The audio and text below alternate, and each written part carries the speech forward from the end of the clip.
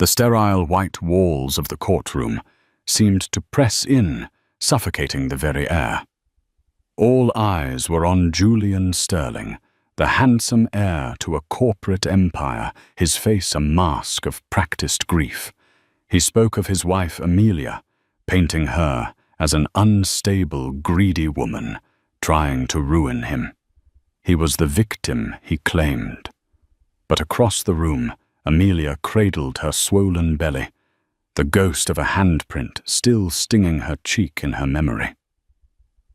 They didn't know the truth. They didn't know about the slap, the mistress, the betrayal. They saw a broken woman. They were about to see a queen reclaim her throne. The apartment was a monument to minimalist wealth, a sterile paradise of glass steel and Italian marble perched high above the glittering skyline of downtown Bristol. From their 42nd floor living room, the city lights below looked like a blanket of scattered diamonds. It was a view that cost more than most people earned in a lifetime. But for Amelia, it had become the backdrop to a profound and chilling loneliness. Her husband, Julian Sterling, was the architect of this life and the warden of her gilded cage. To the outside world, he was a titan of industry, the charismatic heir apparent to Sterling Enterprises, a multinational logistics conglomerate. He was impeccably dressed, disarmingly charming, and ruthlessly ambitious. He had swept Amelia off her feet 5 years ago, a quiet, talented art historian with a warm smile and a gentle heart. He had loved, or so he'd claimed, her calming presence, a stark contrast to his own high-stakes world. Now that calmness was something he merely tolerated. The warmth she offered was something he no longer seemed to need. Amelia traced the rim of her untouched glass of sparkling water, the tiny bubbles rising and popping in the silence. She was 5 months pregnant. The news, which should have been a joyous occasion, had been met with a flicker of something she couldn't quite decipher in Julian's eyes. Not joy, but perhaps inconvenience. "Another late night, darling?" she had asked a week ago, her voice soft, trying to keep the tremor of anxiety out of it. He had barely looked up from his phone, loosening his silk tie as he strode past her. "Big merger on the horizon, Ames. You know how it is. These things don't happen on a 9-to-5 schedule." It was always a merger, a deadline, a conference call with Tokyo. The excuses were as polished and expensive as his shoes, but Amelia wasn't naive. She saw the faint smudges of lipstick on his collars that the dry cleaner sometimes missed, smelled the cloying sweetness of a perfume that wasn't hers, clinging to his suit jackets, and felt the cavernous distance that had opened up between them in their king-sized bed. Tonight was their anniversary. 5 years. A milestone that felt less like a celebration and more like a sentence. She had cooked his favorite meal, pan-seared scallops, with a saffron risotto. A single candle flickered in the center of their vast dining table, its tiny flame fighting a losing battle against the cold, recessed lighting. The click of the front door finally came just after 11. Julian entered not with a bouquet of flowers or a sheepish apologetic smile, but with a woman. Amelia froze her hand, hovering over the oven. The woman was stunning in a way that felt weaponized. She had sharp, intelligent eyes, a mane of raven-black hair, and a crimson dress that seemed poured onto her statuesque frame. She radiated a cold, predatory confidence that made Amelia feel instantly dowdy in her comfortable maternity dress. Amelia recognized her from a recent society magazine, Isabella Vance, a notoriously aggressive corporate lawyer often hired by Sterling Enterprises. "Julian." Amelia's voice was a whisper.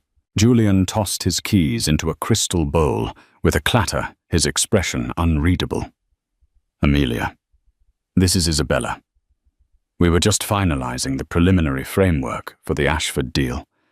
We got on a roll and I thought we could finish up here.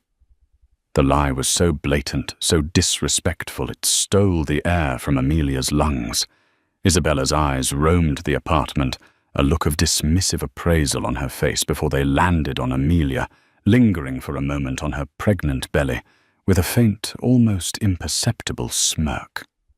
"Nice place," Isabella said, her voice a low purr. "Very domestic." The insult veiled as it was landed like a punch. The word hung in the air, domestic, simple, unimportant. Everything Amelia had become. I made dinner," Amelia managed, gesturing towards the table. "For our anniversary."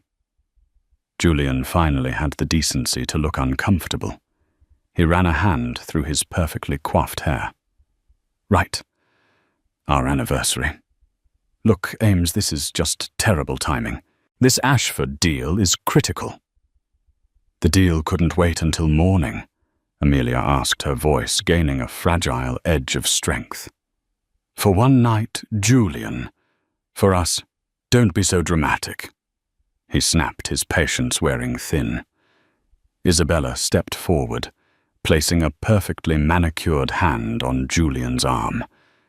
It was a gesture of ownership, casual and confident. "Julian, darling, perhaps I should go. It seems your wife is feeling a bit emotional." She drew out the last word, loading it with condescension. The sight of that hand on her husband's arm, the possessive darling, the calculated jab at her pregnancy-fueled hormones, it was the final crack in the dam of Amelia's composure.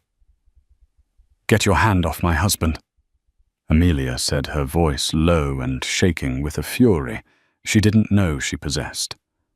Isabella raised a perfectly sculpted eyebrow. "Excuse me." "You heard me," Amelia said, taking a step forward. "This is my home. You are not welcome here. Leave." Julian's face darkened. "Amelia, that's enough. You're making a scene. Apologize to Isabella." "Apologize?" Amelia laughed, a broken, incredulous sound. "You bring your colleague," she spat the word, "into our home on our anniversary, and you want me to apologize? Are you out of your mind?" "I said that's enough." Julian's voice boomed in the cavernous room. He moved to stand between the two women, positioning himself slightly in front of Isabella, a human shield. It was a choice, a clear and devastating declaration of allegiance. "You need to learn your place, Amelia," he said, his voice dropping to a menacing hiss. "My place," she shot back, tears finally welling in her eyes. "My place is as your wife, as the mother of your child." Isabella smirked behind Julian's shoulder. "Looks like the little wifey has claws after all." That was it, the final provocation. Blinded by tears and a tidal wave of betrayal, Amelia lunged not at Isabella, but at Julian. She didn't know what she intended to do. Push him, hit his chest, but her action was born of pure, unadulterated pain. She never made contact. Julian reacted with startling speed.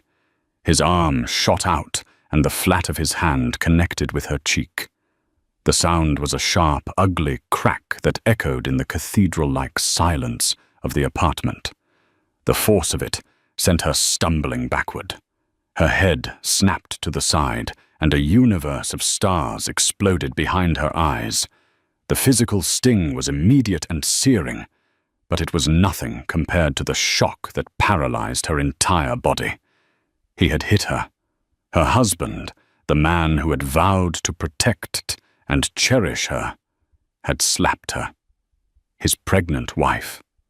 He had slapped her to protect his mistress. Time seemed to slow down. She could see Isabella's triumphant, vicious little smile. She could see the flicker of shock in Julian's own eyes, as if he couldn't quite believe what he had just done, quickly replaced by a cold, hardened resolve. He had crossed a line, and he knew it.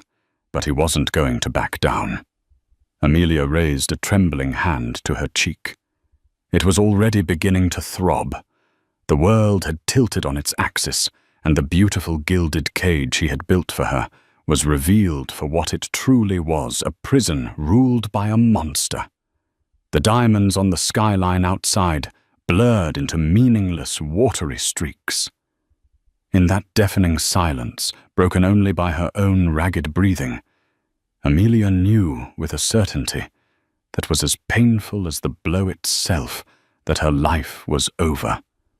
Or rather, the life she had known was over. A new terrifying one was just beginning. The echo of the slap lingered in the air long after the sound had faded. It was a physical presence in the room, a poisonous cloud that suffocated thought and reason. Amelia stood frozen. Her mind a maelstrom of white noise and a single repeating thought. He hit me. Julian stared at his own hand, then at her. His expression a volatile cocktail of anger and a sliver of regret that was quickly being consumed by defensiveness. He had to regain control of the situation, of her, of the narrative. "Now look what you made me do," he said, his voice a low growl. It was a classic deflection, a twist of the knife that laid the blame squarely at her feet. "You were hysterical. I had to calm you down." Isabella, ever the opportunist, seized the moment. "Julian, darling, she's clearly unwell. Perhaps we should leave her be." She moved towards the door, her walk a victory parade. "Call me tomorrow. We'll finish our work at the office." She cast one last contemptuous look at Amelia before slipping out the door, clicking shut with a funereal finality. They were alone. The silence that descended was heavier, more charged than before. "Ames?" Julian began, taking a tentative step towards her. He softened his voice the way one might with a frightened animal. "Listen to me. That was unacceptable. I know that. I lost my temper. You provoked me." The words barely registered. Amelia was looking at him, but she wasn't seeing the handsome, charming man she had married. She was seeing a stranger, a violent one. The veil had been ripped away, and the man underneath was ugly and terrifying. She took a step back, her hand still pressed to her cheek. The throbbing was a constant physical reminder of his betrayal. "Don't touch me," she whispered. The words were small, but they carried the weight of a decree. "Amelia, be reasonable," he said, his tone shifting to one of weary impatience. "It's late. We're both overwrought. Let's just go to bed and we can talk about this in the morning." Talk about it, as if it were a spilled glass of wine or a forgotten appointment, as if the foundation of their entire marriage hadn't just been pulverized into dust. Without another word, Amelia turned and walked not towards their master bedroom, but towards the guest room at the far end of the sprawling apartment. She closed the door behind her, and with trembling fingers turned the lock. The click was the second most satisfying sound she had heard all night. She slid down the cool wood of the door until she was sitting on the floor, wrapping her arms around her pregnant belly in a fiercely protective gesture. The baby kicked a small, fluttering movement against her palm, as if sensing its mother's distress. And that's when the tears came. Not the hot, angry tears from before, but silent, grief-stricken sobs that racked her body. She cried for the man she thought she had married, for the future she had envisioned, for the love she now knew was a lie. She cried until her throat was raw and her eyes were swollen shut. Sleep was impossible. Every time she closed her eyes, she saw the flash of his hand, felt the impact, heard that awful sound. Sometime before dawn, a cold resolve began to crystallize in the pit of her stomach. She couldn't stay. Not one more night. Staying would mean accepting what he did. It would mean telling her unborn child that this was acceptable. It would mean her silence was his permission. As the first grey light of dawn began to seep through the blinds, Amelia rose. Her movements were stiff, robotic. She pulled a small suitcase from the closet and began to pack her mind blessedly blank. She took only what was essential, a few changes of clothes, her toiletries, her prenatal vitamins, and a small worn copy of Pride and Prejudice, a gift from her late mother. She paused at her jewelry box filled with glittering gifts from Julian, trinkets from a life that was no longer hers. She closed the lid and left them. Her final stop was her old artist's portfolio, tucked away in the back of the closet. She hadn't opened it in years, not since Julian had convinced her that her hobby was a distraction from her real job, being Mrs. Sterling. She pulled it out, the worn leather, a comforting weight in her hands. She crept out of the room. The apartment was still. She could hear Julian's faint snores coming from their bedroom. The thought of him sleeping peacefully after what he'd done sent a fresh wave of revulsion through her. She left her wedding and engagement rings on the marble kitchen island, placing them directly on top of the untouched anniversary dinner she'd so lovingly prepared. Let him find them there. A perfect, glittering tombstone for their dead marriage. She slipped out of the apartment and didn't look back. The elevator's descent from the 42nd floor felt like a journey back to Earth from a false, cold heaven. Out on the street, the morning air was crisp and cool. The city was waking up, delivery trucks rumbling past, the smell of coffee and exhaust fumes in the air. It felt real, tangible in a way her life hadn't for a very long time. She hailed a cab, her voice hoarse, as she gave the driver the address. It was the only place she could think to go. An hour later, she was standing on the doorstep of a modest, cozy suburban house, the kind with a porch swing and overflowing flower pots. She rang the bell, and the door was opened by her older sister, Sophie. Sophie's cheerful morning smile vanished the moment she saw Amelia's face. She took in the swollen cheek now blooming with a faint purple bruise, the suitcase clutched in her white-knuckled grip, and the soul-deep exhaustion in her eyes. "Oh, Ames." Sophie breathed, her own eyes filling with tears. She didn't need to ask what had happened. She simply pulled her younger sister into a fierce, protective hug. Inside Sophie's warm, slightly cluttered kitchen, surrounded by the smell of brewing coffee and the comforting chaos of her sister's life. Amelia finally broke down completely. She told Sophie everything: the late nights, the perfume Isabella, the anniversary dinner, and the slap. Sophie listened, her expression hardening from sympathy to a cold, quiet rage. When Amelia was finished, her story punctuated by ragged sobs, Sophie placed a mug of chamomile tea into her trembling hands. "You're not going back, Amelia," she said. It wasn't a question. It was a command. "You and that baby are staying here. This is your home now. We'll figure everything else out. But you are not going back to him. Ever." Amelia looked at her sister, her anchor in this storm. For the first time since the world had shattered, she felt a tiny, fragile flicker of safety. She was broken, terrified, and facing an unknown future. But she wasn't alone. The gilded cage was gone, and she was free. But freedom, she was beginning to understand, was just the first step on a long, arduous, and terrifying road. The first few weeks at Sophie's were a blur of sleep tears and quiet contemplation. The cozy guest room, with its floral wallpaper and view of a sun-drenched garden, was a sanctuary. For the first time in years, Amelia didn't have to perform. She didn't have to dress for society dinners or smile vacantly at Julian's business associates. She could just be. Pregnant, heartbroken, and scared but authentically herself. Julian predictably had tried to contact her.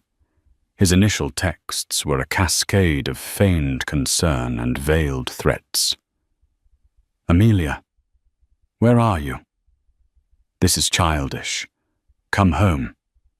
Our friends are asking questions. You're embarrassing me. If you don't come back, you will regret it. You have nothing without me." When she didn't respond, he called. Sophie answered the first time, her voice like ice.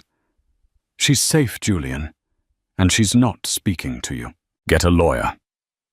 The call stopped after that, replaced by a single, chillingly formal email from a man named Arthur Thorne from the prestigious law firm Thorne and Associates, informing her that his client, Mr. Julian Sterling, would be filing for divorce. The grounds, he wrote, would be spousal abandonment and emotional instability. The words were a calculated cruelty designed to paint her as the villain. Amelia felt a surge of indignation, but it was quickly swamped by a wave of crushing despair. He was right about one thing. She had nothing. Her art history degree had gathered dust. Her savings were meager, a pittance compared to the Sterling fortune. She was pregnant, unemployed, and about to be embroiled in a divorce with a man who had unlimited resources to crush her. She and Sophie spent hours discussing options. Amelia could fight for alimony for child support, but Julian would drag it out, bleed her dry in legal fees, and slander her name in the process. The prospect was daunting, almost paralyzing. It was on a dreary Tuesday afternoon, about a month after she'd left, that the letter arrived. It wasn't addressed to Sophie's house, but had been forwarded from the Bristol apartment. The envelope was thick, expensive, cream-colored cardstock with a return address that made Amelia's breath catch in her throat. The estate of Beatrice Sterling.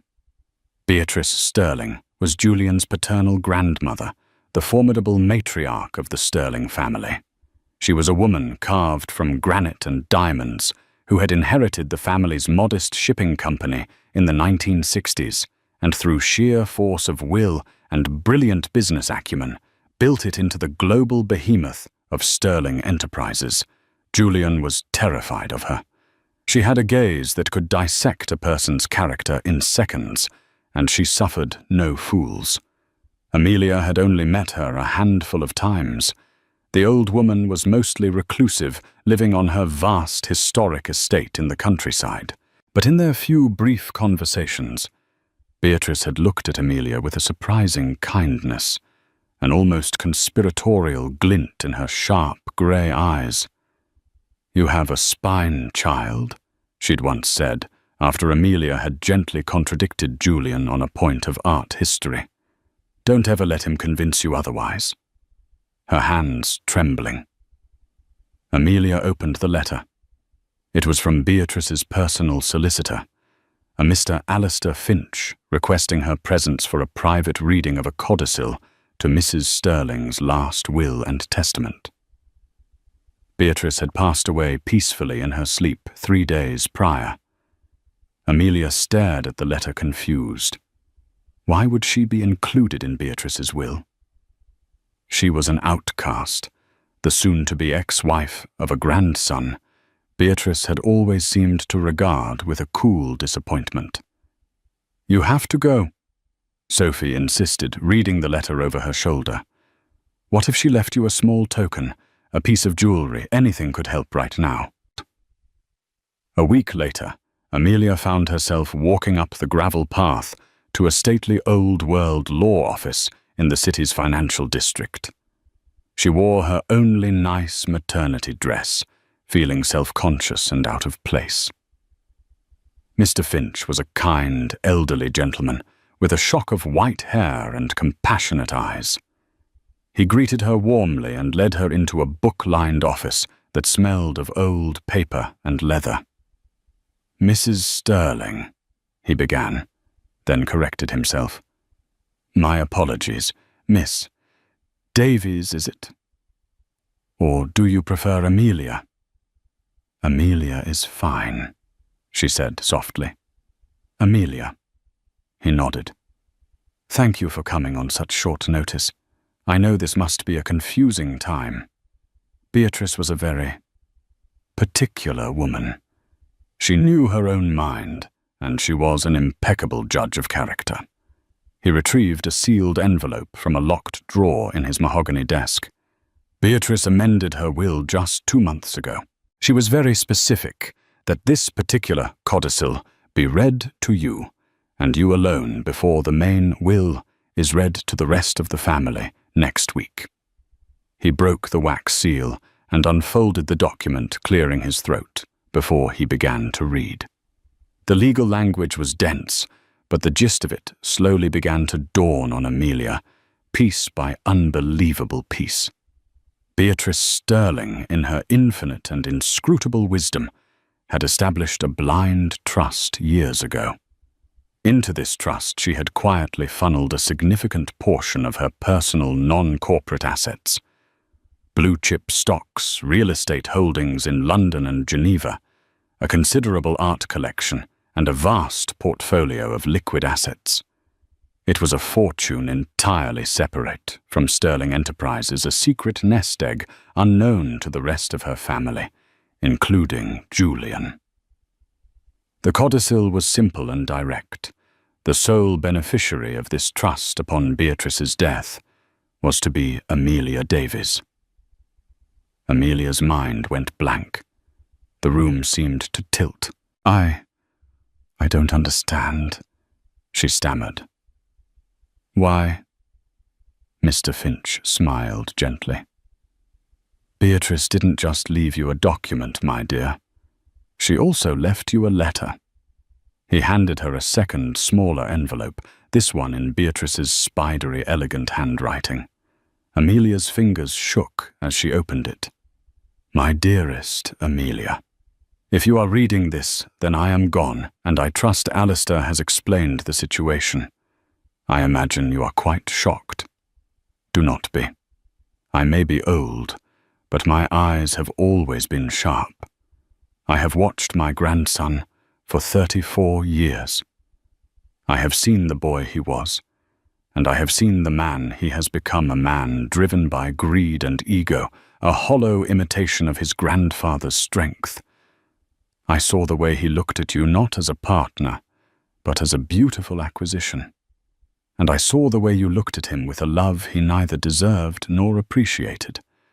I always hoped you would find your strength and leave him. I suspect that by now you have. He will have hurt you. Men like Julian always do. They cannot stand the light in others, because it exposes their own darkness. This money is not a gift, Amelia. It is ammunition. It is a shield. It is your independence. He will try to take everything from you in the divorce. He will try to paint you as a mad woman, a gold digger. He will try to crush you. Do not let him. Use this to fight. Use this to build a life for yourself and for my great-grandchild, the only Sterling legacy I have any faith in. You have a spine, child. I told you that once. Now is the time to use it. Make him regret the day he ever underestimated you. With deepest affection, Beatrice. A single tear traced a path down Amelia's cheek, dripping onto the expensive paper. It wasn't a tear of sadness, but of overwhelming, bone-deep gratitude. Beatrice had seen her.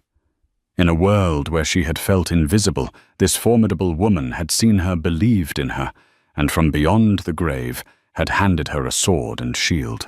The total value of the trust, Mr. Finch said softly, as if sensing her turmoil, is in the region of £95 million. The number was so vast, so astronomical, that it didn't even seem real.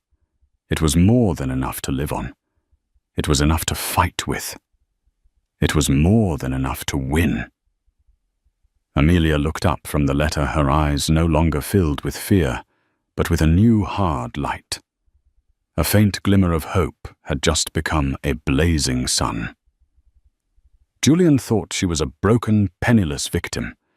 He was about to find out just how wrong he was. The game had changed, and Amelia was finally ready to play. The 3 months that followed were a period of radical transformation for Amelia. The initial shock of her inheritance gave way to a quiet, focused determination. Beatrice's letter became her mantra, her declaration of independence. She read it every morning, drawing strength from the old woman's fierce belief in her. Her first act was to move out of Sophie's guest room. While she was eternally grateful for her sister's sanctuary, she needed her own space to think, to plan, and to grow. With Mr. Finch's assistance, she leased a discreet but elegant townhouse in a quiet, leafy suburb, miles away from the cold glass tower she once called home. It had a small garden in the back and a large sunlit room that she immediately designated as a nursery, and for now her personal studio. Her second act was to hire the best legal counsel money could buy. She didn't go to a flashy high-profile firm that would attract media attention.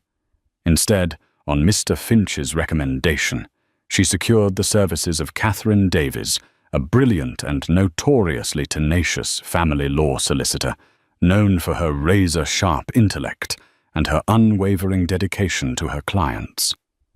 Ms. Davies was a woman in her 50s, with salt and pepper hair pulled into a severe bun, and eyes that missed nothing. In their first meeting, Amelia laid out the entire story, leaving out no detail from Julian's growing coldness to the final violent confrontation with Isabella. She presented the divorce papers filed by Julian's lawyer, Arthur Thorne, which painted her as an unstable gold digger. Ms. Davies listened without interruption, her expression unreadable. When Amelia was finished, the lawyer leaned back in her chair. "Mr. Thorne is a formidable opponent," she said, her voice calm and measured. "He plays dirty. His strategy will be to assassinate your character, to make you seem so unreasonable that any judge would dismiss your claims. Julian Sterling has the family name, the money, the power. In the court of public opinion, you are already at a disadvantage." "I know," Amelia said, her voice steady. "But he doesn't know about my changed circumstances." She slid a summary of the trust prepared by Mr. Finch across the polished table. Miss Davies picked it up, her eyebrows rising slightly as she scanned the figures. A slow, thin smile touched her lips. "I see," she said. "This is no longer a divorce case, Amelia. This is a corporate takeover enacted through family law. This changes everything." The strategy they devised was one of meticulous preparation and absolute secrecy. The existence of the inheritance was to be their trump card, their ace in the hole to be played only at the most opportune moment in court. In the meantime, they would let Julian and his lawyer believe they were fighting a frightened, penniless woman. Ms. Davies filed a countersuit. She didn't contest the divorce, but she aggressively challenged the grounds. Her filing cited Julian's adultery, and to Julian's shock and fury, extreme cruelty, requesting a restraining order that legally barred him from contacting Amelia directly.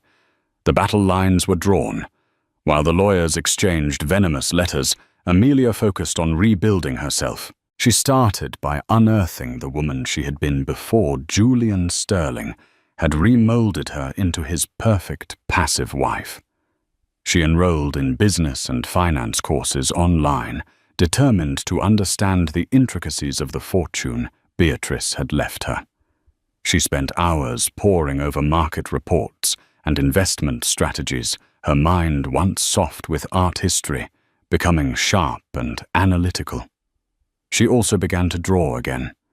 She retrieved her old portfolio and set up an easel in the sunlit studio. At first, her hands felt clumsy.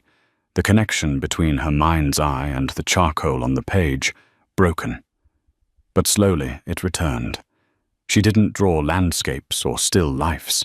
She drew her emotions. She sketched Julian's face twisted in a mask of cold fury. She drew Isabella a coiled serpent in a crimson dress, and she drew herself over and over each time a little stronger. Her jaw set her eyes looking forward. Her pregnancy progressed, her body changing day by day. The growing life within her was a constant, powerful motivator. Every legal document she read, every financial statement she analyzed, every protective measure she put in place she did for her child. She was no longer just fighting for herself. She was fighting to build a fortress to protect her baby from the legacy of its father. Meanwhile, Julian was living a life of arrogant self-assurance. With Beatrice gone, he felt untouchable. He had successfully petitioned the board to be named interim CEO of Sterling Enterprises, a position he was confident would become permanent. He and Isabella were now a public couple, appearing at charity galas and society events, a portrait of power and success. Isabella had moved into the Bristol apartment, her clothes now filling the closet Amelia had so hastily emptied. Julian viewed the divorce as a mere annoyance, a piece of corporate housekeeping. He instructed his lawyer, Mr. Thorne, to offer Amelia a ridiculously low settlement, a one-time payment of £50,000, and a gag order forbidding her from ever speaking about their marriage.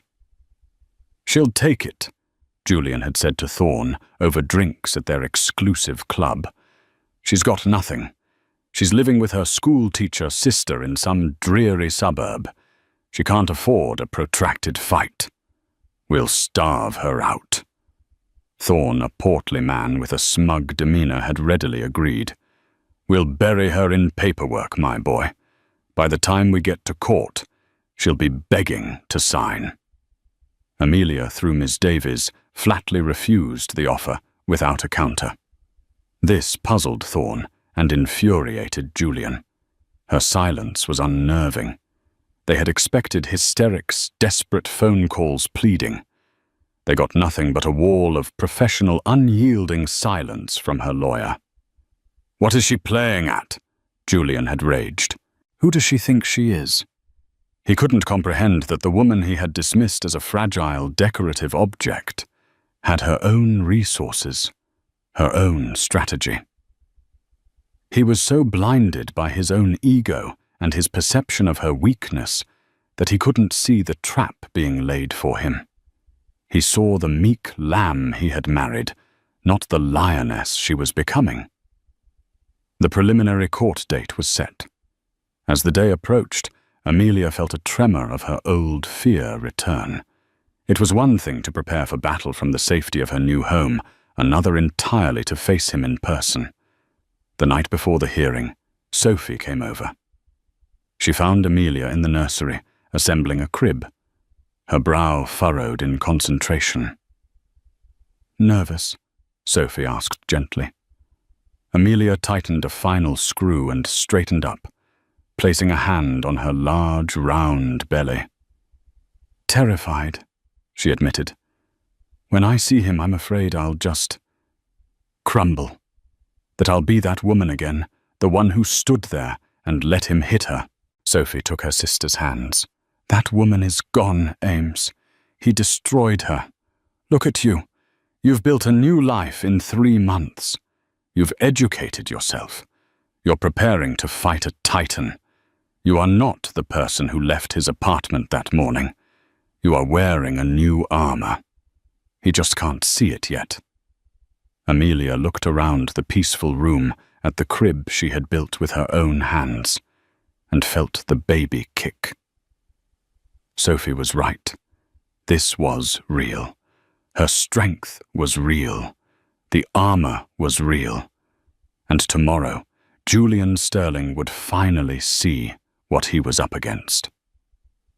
The family court was located in a soulless modern building, all polished granite and muted grey tones, designed to project an air of solemn impartiality. But for Amelia, the place felt charged with a suffocating tension. This was the arena where her future and the future of her child would be decided. She walked in, flanked by Miss Davies, her expression carefully neutral. She had chosen her outfit with deliberation, a simple dark blue maternity dress that was professional and modest. It was her armor, as Sophie had called it. She ignored the whispers from the handful of journalists gathered outside their presence, undoubtedly tipped off by Julian's PR team. Julian was already there, holding court with his lawyer Arthur Thorne. He looked every bit the powerful CEO, dressed in a bespoke suit that probably cost more than Amelia's first car. He caught her eye across the crowded waiting area and gave her a look of pure condescension, a slight smirk playing on his lips as his gaze swept over her pregnant form. It was a look that said, "You are nothing without me." Isabella was not present. Thorne had likely advised that her presence would be inflammatory. Inside the courtroom, the atmosphere was even more sterile. The judge, a woman named Annette Morrison, with a reputation for being sharp and fair, entered and the proceedings began. Arthur Thorne spoke first. His voice was smooth and sonorous, filling the room with an air of practiced authority. He began by painting a picture of Julian as a dedicated, hard-working husband, burdened by the immense pressures of running a global empire, who had been tragically betrayed by an emotionally volatile and demanding wife. "Mr. Sterling, by his own admission, is not a perfect man," Thorne said, pacing slowly before the judge. "He works long hours. His mind is often preoccupied with the livelihoods of the thousands of employees at Sterling Enterprises. Perhaps he was not always as emotionally available as his wife would have liked." He gestured towards Amelia. But what he was met with was not understanding but constant suspicion and jealousy, accusations, hysteria. It culminated on the night of their 5th anniversary, when Mrs. Sterling, in a fit of baseless rage, physically assaulted my client. A low gasp went through the small public gallery. Amelia felt her blood run cold. He was twisting the story, turning her desperate, pained lunge into a premeditated attack. "My client," Thorne continued, his voice dripping with faux sympathy, "merely raised his hands to defend himself from her flailing attack. If his hand made contact with her face, it was purely accidental, a reflexive action to protect himself. And what was Mrs. Sterling's response to this unfortunate incident? She abandoned the marital home. She cut off all contact, refusing even to tell her worried husband where she was. She has shown herself to be unstable, erratic, and vindictive." He then moved on to the finances, presenting Julian's version of their assets. He portrayed Amelia as having contributed nothing to the marital wealth, a dependent who had enjoyed a life of extreme luxury, thanks solely to Julian's hard work. "And now," Thorne boomed, his voice rising in righteous indignation, "she comes to this court with outrageous demands. She seeks to punish Mr. Sterling for her own instability. She is not seeking a fair settlement. She is seeking a lottery win. It is a clear and transparent case of greed, a classic gold digger, Your Honor."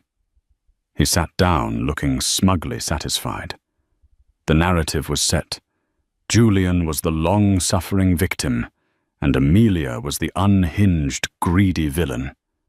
Amelia could feel the weight of the judge's gaze on her, assessing, questioning. She kept her eyes fixed forward, her hands clasped tightly over her baby bump, trying to control her breathing. Every word Thorne had spoken was a lie, a distortion, a poisoned dart. And it was working. She could feel the atmosphere in the room shifting against her. Then it was Miss Davies's turn. She rose, not with Thorne's theatricality, but with a quiet, steely composure. "Your Honor," she began, her voice crisp and clear. "Mr. Thorne has painted a very compelling piece of fiction. I am here today to present the facts." She started by methodically dismantling the character assassination.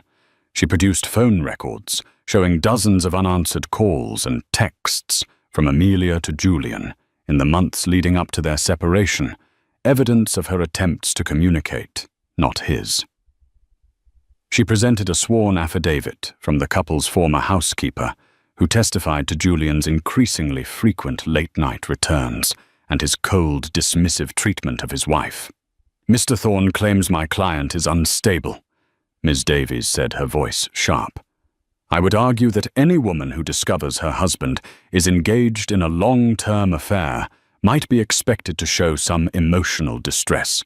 The colleague my client's husband brought home on their anniversary was in fact his mistress, Ms. Isabella Vance, a woman with whom he is now in a public relationship." She slid a file of photographs across to the Clark tabloid pictures of Julian and Isabella at recent events, looking very much like a couple. A flicker of annoyance crossed Judge Morrison's face as she looked at them. Ms. Davies then addressed the night of the slap. "Mr. Thorne describes a flailing attack. What he fails to mention is that my client is 5 months pregnant. He describes my client's departure as abandonment. I would describe it as fleeing a situation that had become not just emotionally but physically abusive." Julian shifted uncomfortably in his seat. Thorne whispered something to him, but Julian waved him away, his jaw tight with anger.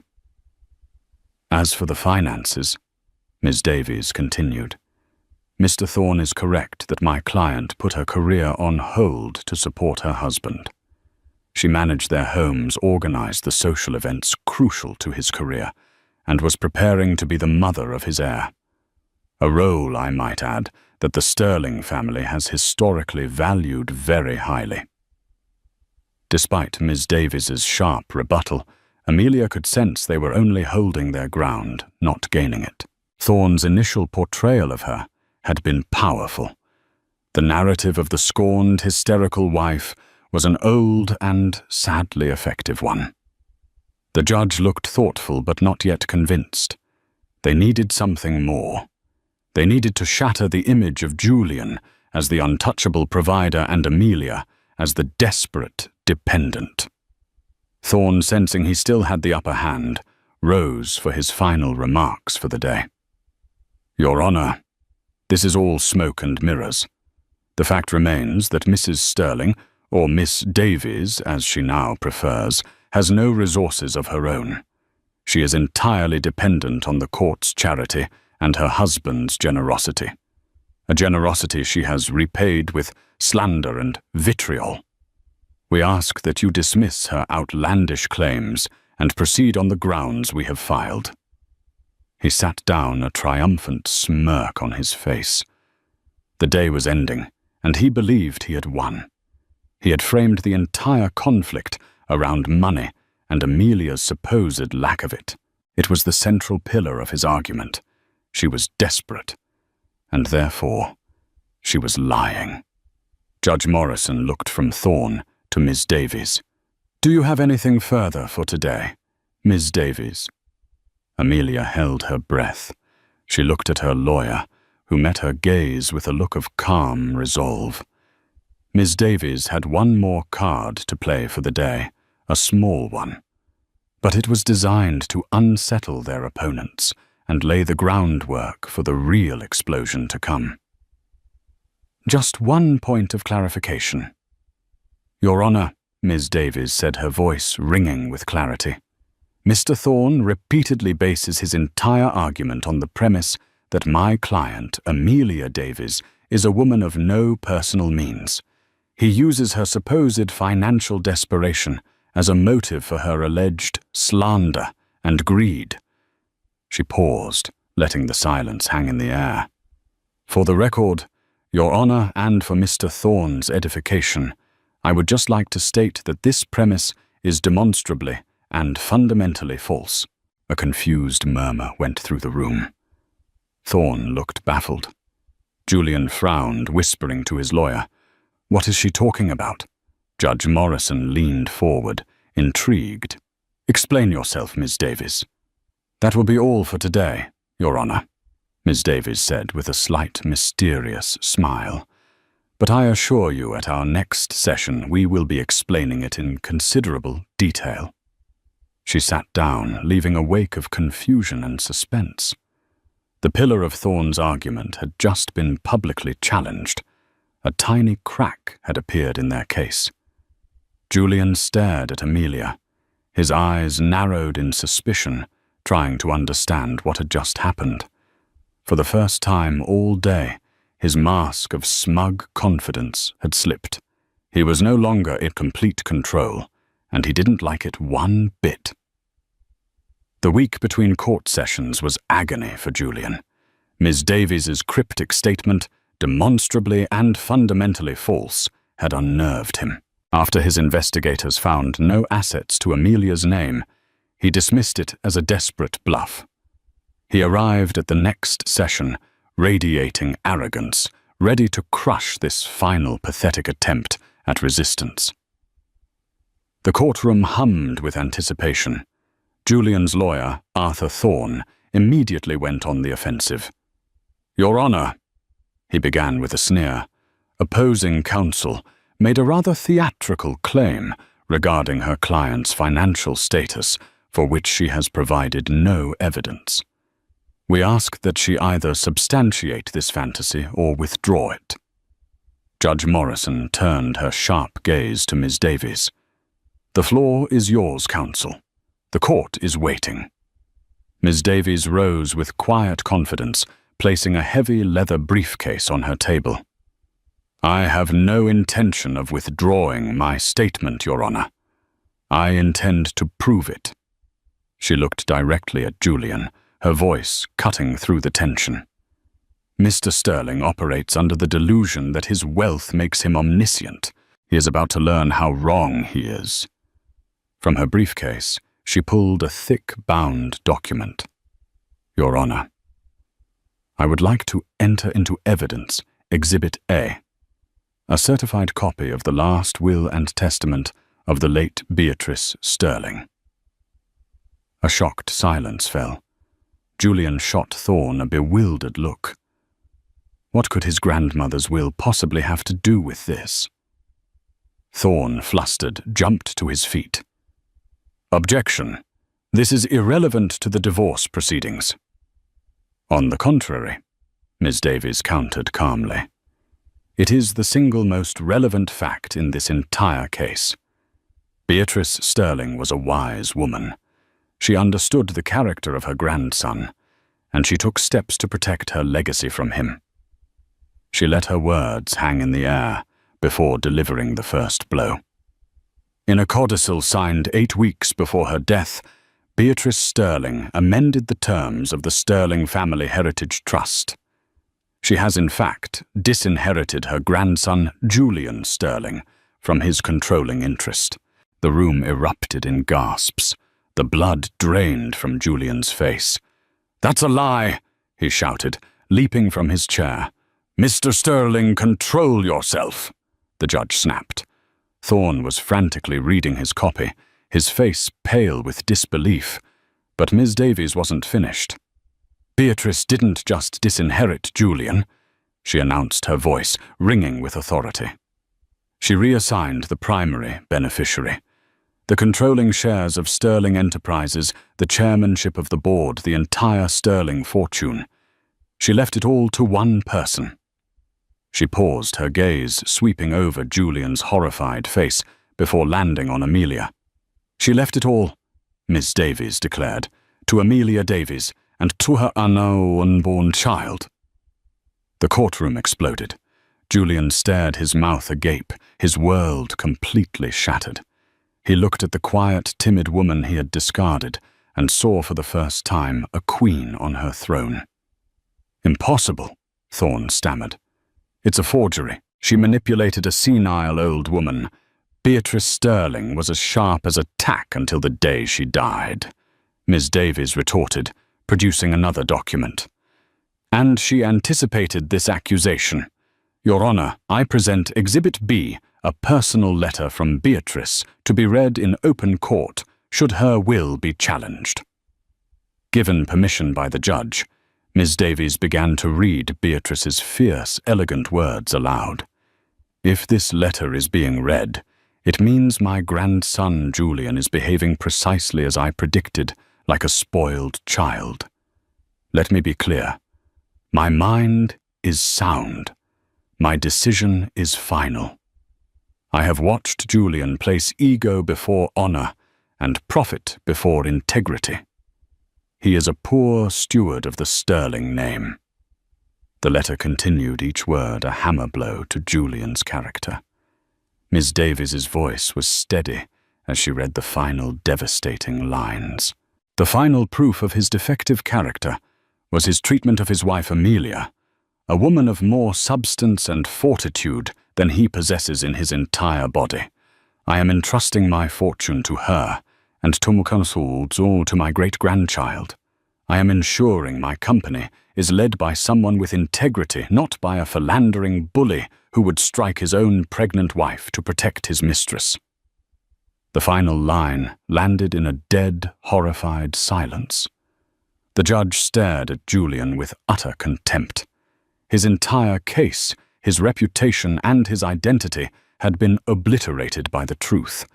The court had gasped, the trap had been sprung, and the unveiling was complete. Julian Sterling was a king no more. The fallout from the courtroom unveiling was immediate and catastrophic for Julian.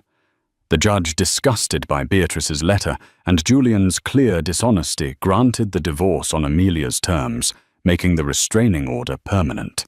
The story became a media sensation, painting Julian as a violent, disgraced fool. Acting on the will's undeniable authority, the board of Sterling Enterprises convened an emergency meeting and stripped him of his CEO title and board seat within 24 hours.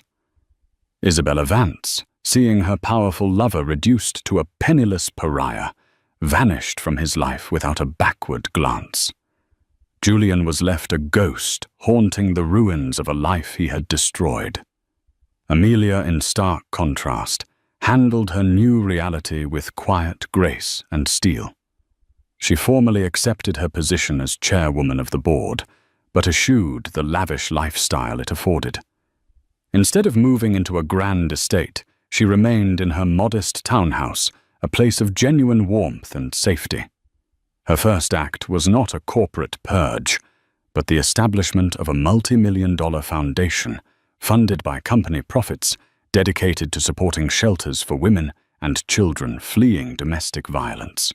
It was a clear, powerful statement of her new purpose. 2 months after the court case concluded, Amelia gave birth to a healthy, beautiful baby girl. She named her Beatrice.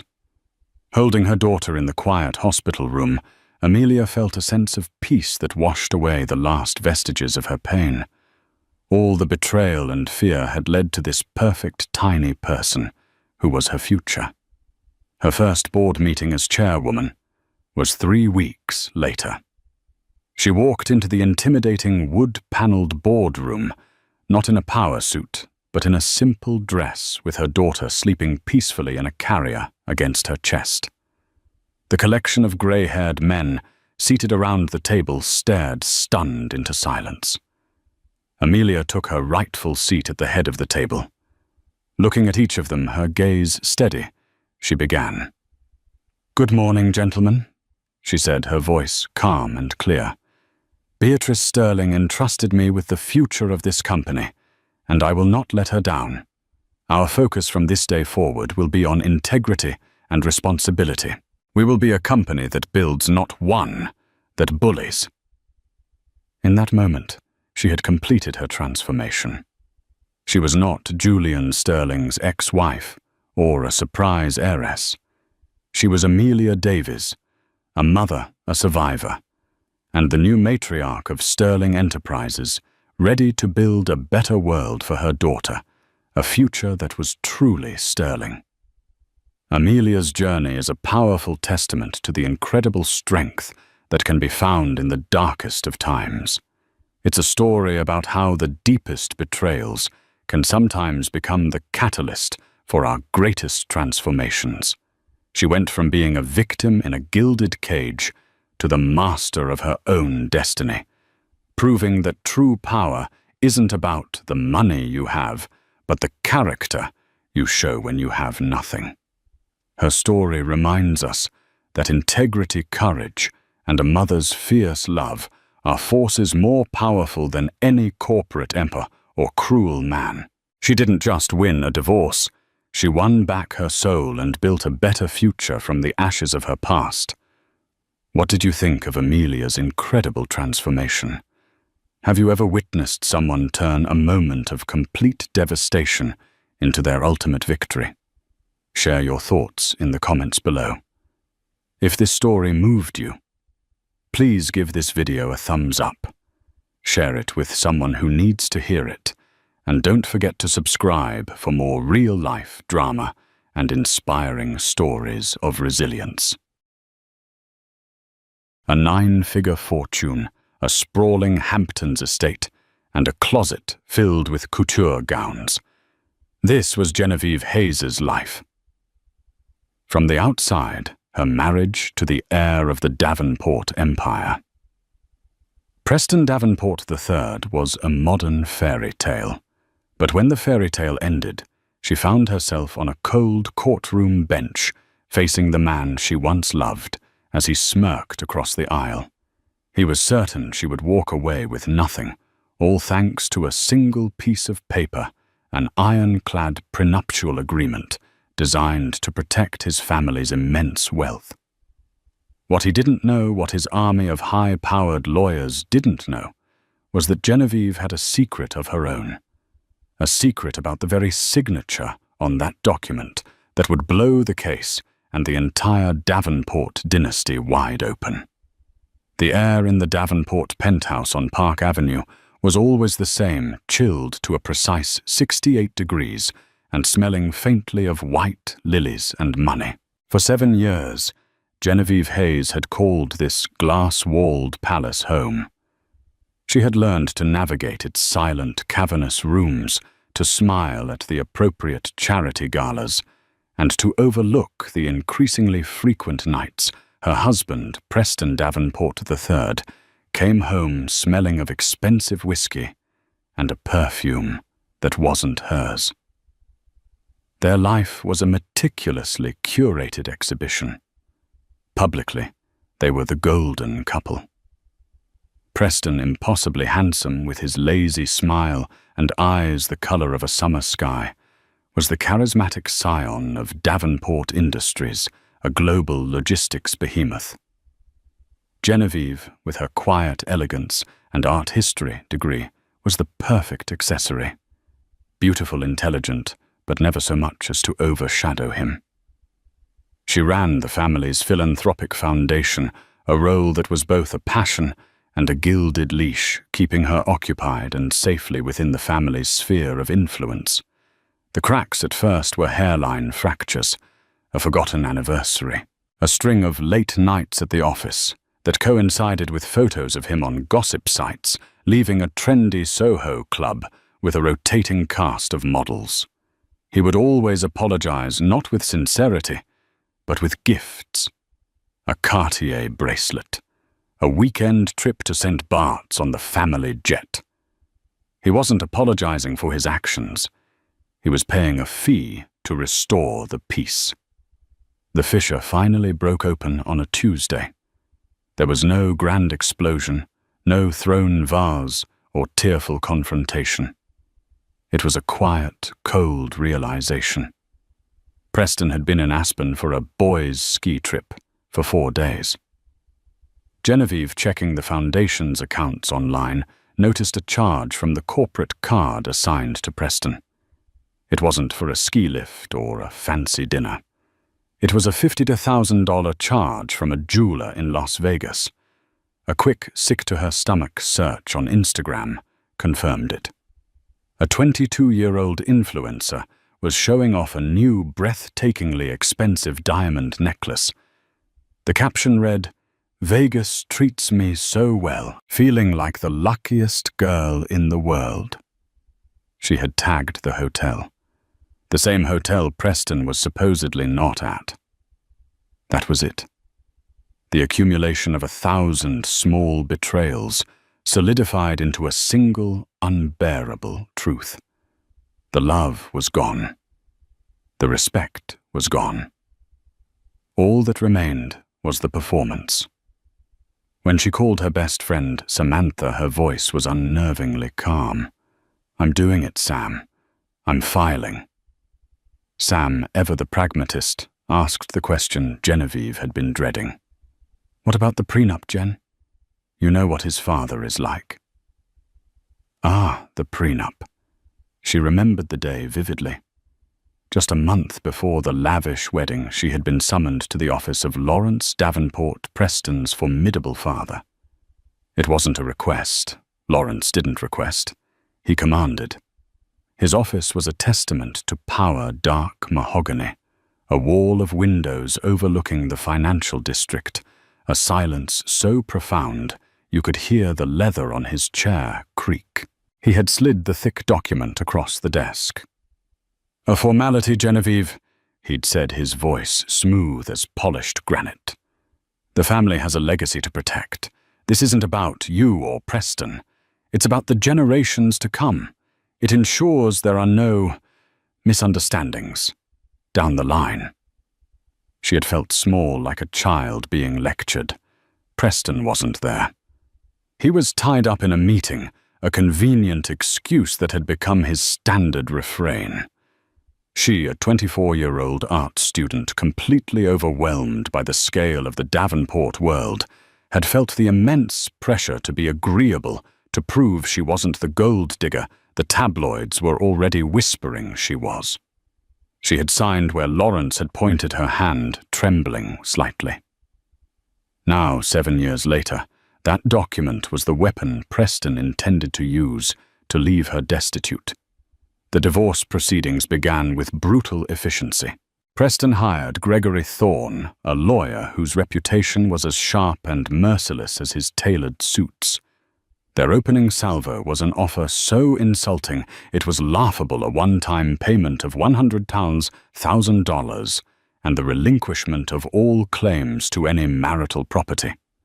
The cars, the art, the jewelry, all of it, they argued, belonged to the Davenport family trust, not Preston, and was therefore protected.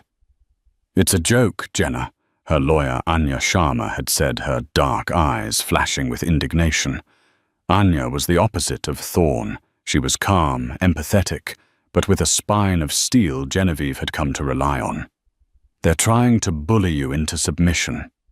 The first preliminary hearing was set.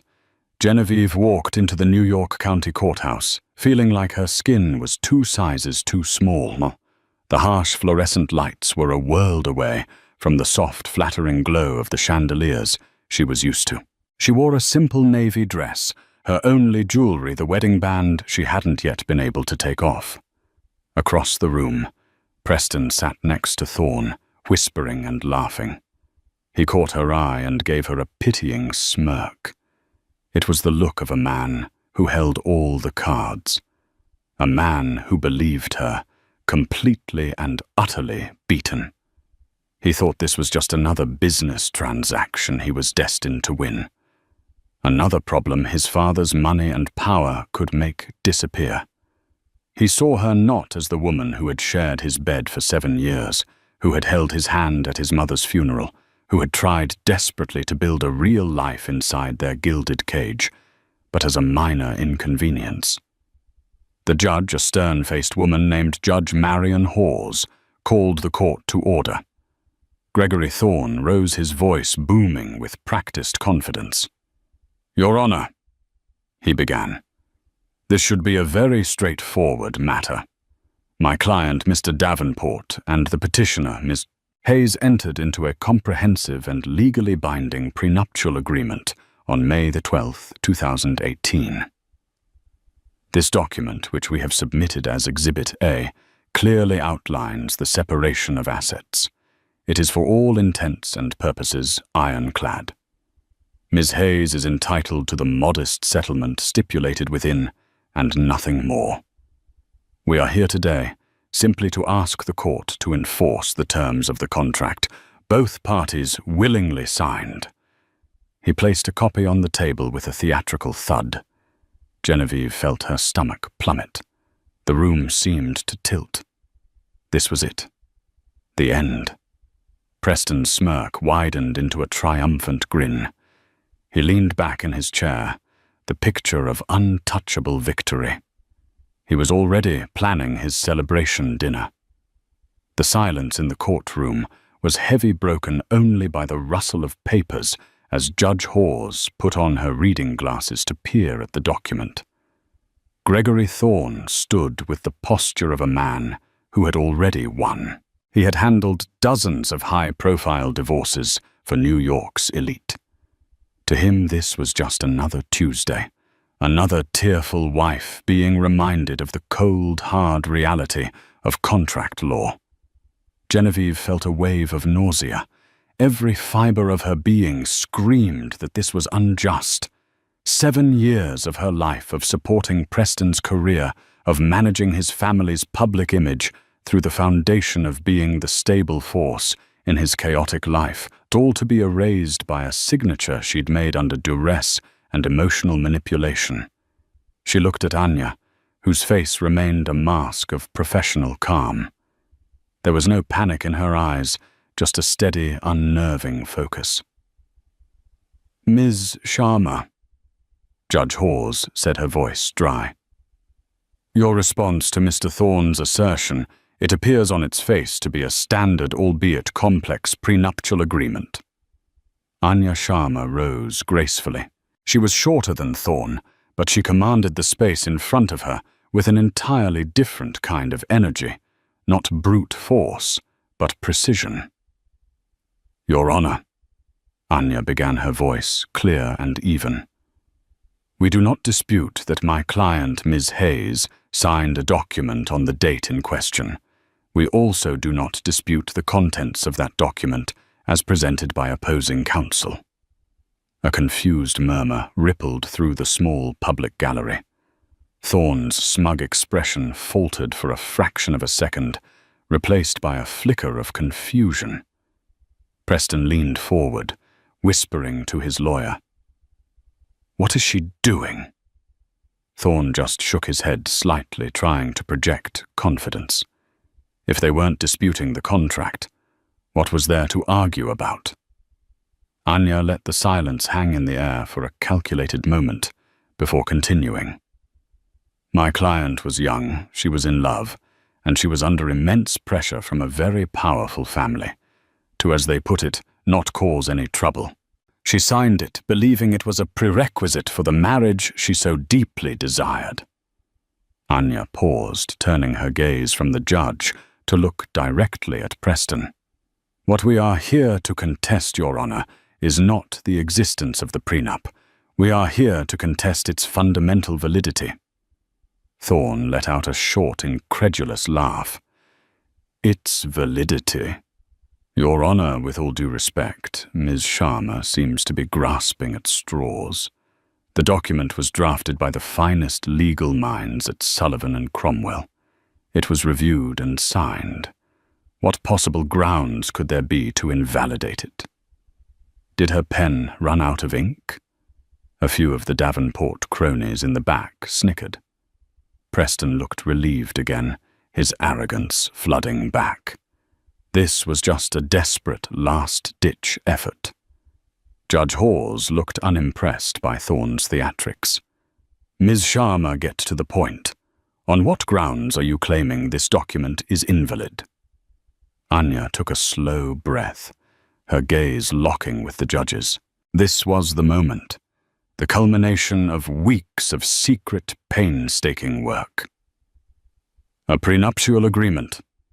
Your Honor, is a contract between two consenting parties who are about to enter into a marriage. Its entire legal standing rests on the principle that the two individuals getting married, and only those two individuals, agree to its terms regarding their own assets and futures. She took a step closer to the judge's bench. The document Mr. Thorne has presented as Exhibit A does indeed bear the signature of my client, Genevieve Hayes. She paused again, letting the weight of her next words gather. However, it does not bear the signature of the other party to the marriage. It is not signed by Preston Davenport III. The courtroom fell into a stunned silence. Thorne's jaw literally dropped. Preston shot up from his seat. "What, that's a lie. I signed it. I was there." "Sit down, Mr. Davenport," Judge Hawes barked, banging her gavel once. Preston sank back into his chair, his face now a mask of pure, bewildered rage. Thorne, recovering quickly, sputtered, "Your Honor, this is an absurd and outrageous allegation. Of course my client signed it.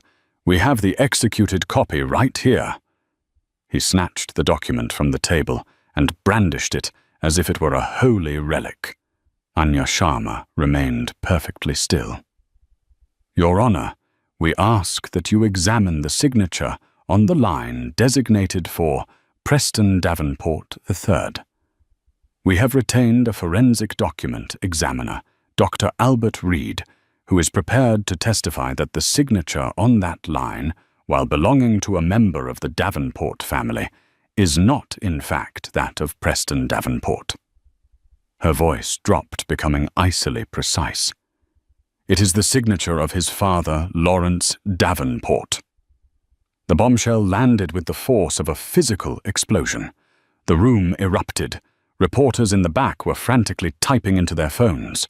Preston looked as if he'd been struck by lightning, his face pale and slack. He turned to his lawyer, his eyes wide with a mixture of confusion and panic. "What is she talking about? Dad!" Gregory Thorne stared at the document in his hand, his professional poise utterly shattered. He looked from the paper to Preston, then back to the paper.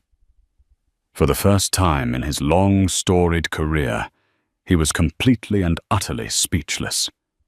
He had built his entire case on the unshakable foundation of this ironclad agreement, never once thinking to question the authenticity of a signature from a client he'd represented for years. Judge Hawes's face was a thundercloud. "Ms. Sharma," she said, her voice dangerously low, "are you telling this court that you have evidence that the groom's father signed a prenuptial agreement on his son's behalf?" "Yes, Your Honor," Anya said, her voice ringing with newfound strength. "We have the document. We have the expert witness. And we have the truth." Genevieve finally looked over at Preston. The smirk was gone. The arrogance was gone. In its place was the dawning, horrified look of a man who was no longer in control. A man who was beginning to understand that the puppet strings he thought he was pulling were actually attached to him, and his father had just let them all go slack. The gilded cage had just vanished, and he was in a free fall. The judge declared a 48-hour recess for the defense to get their house in order, a judicial understatement of epic proportions. The chaos that erupted outside the courtroom was a media-feeding frenzy. But inside Genevieve's mind, the courtroom's chaos faded away, replaced by the ghost of a memory from 7 years prior, a memory she and Anya had painstakingly reconstructed. Flashback, May 2018. The city was in the full bloom of spring. Genevieve was 24, dizzy with love and the sheer, overwhelming velocity of her new life. Meeting Preston had been a whirlwind. She was an intern at a small art gallery in Chelsea, and he'd come in to purchase a painting for his father's birthday. He was impossibly charming, disarmingly funny, and he'd looked at her not like she was a part of the scenery, but like she was the only masterpiece in the room. Their courtship was the stuff of movies. Helicopter rides to the Hamptons, surprise trips to Paris, front row seats at Fashion Week. He showered her with affection and attention, making her feel like the center of the universe. She was aware of his family's immense wealth, but she truly believed he was different.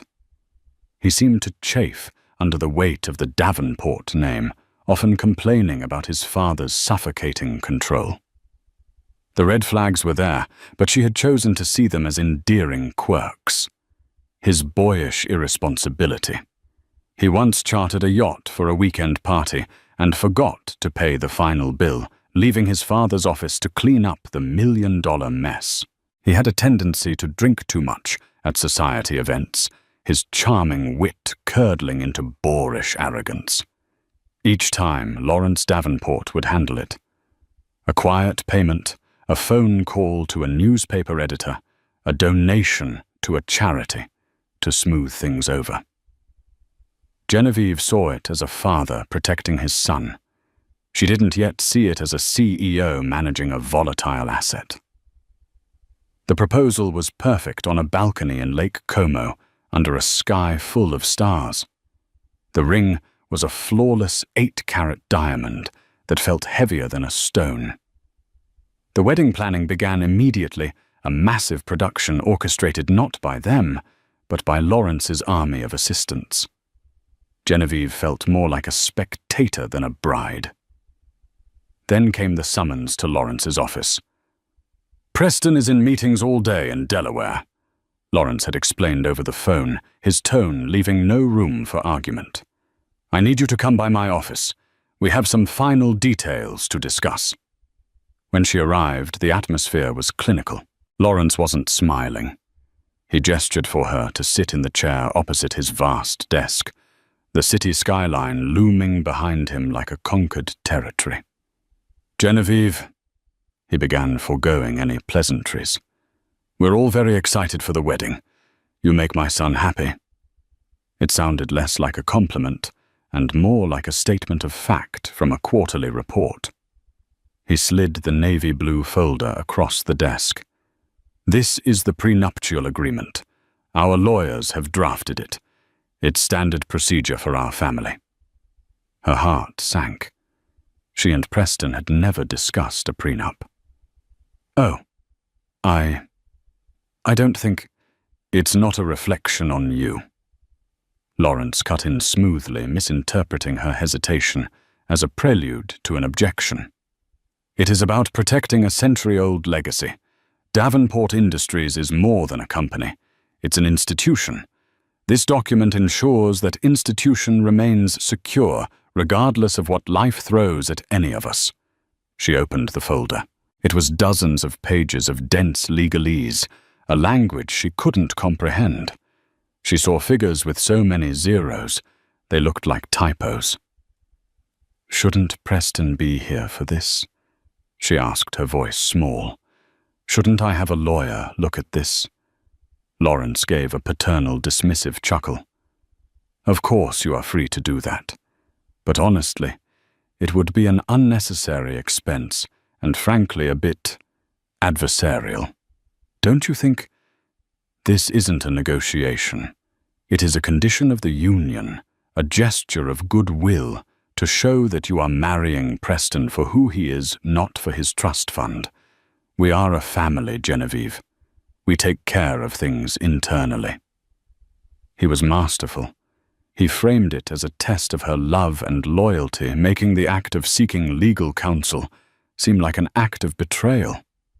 "Where is Preston?" she asked again, feeling a growing unease. "He should be the one talking to me about this." Lawrence's expression tightened for a split second, a micro-expression of profound annoyance before smoothing over again. "As I said, he's tied up, but he is fully aware and in complete agreement. In fact, he asked me to handle this for him. He finds these financial matters tedious. He wanted to spare you the awkwardness."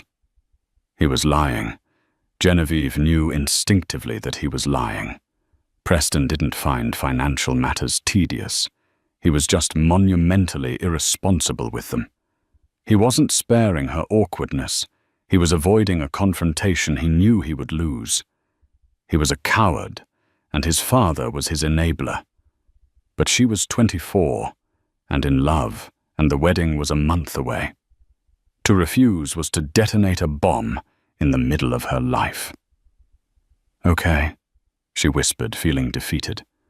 "Where do I sign?" He smiled, a cold, thin-lipped expression of victory.